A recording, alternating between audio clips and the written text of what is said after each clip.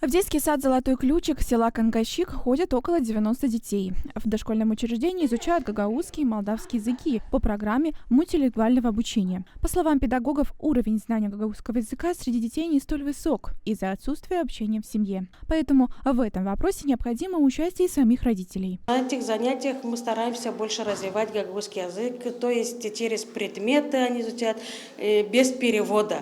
Мы предмет показываем, они уже должны понять, что это означает. На одном из уроков побывала глава автономии Ирина Влах. Наши педагоги очень стараются, у них хорошие программы, они работают с нашими детьми. Но здесь очень важна уже и помощь родителей. То есть для того, чтобы дети свободно владели родным языком, надо включаться всему сообществу, надо включаться и педагогам, и родителям.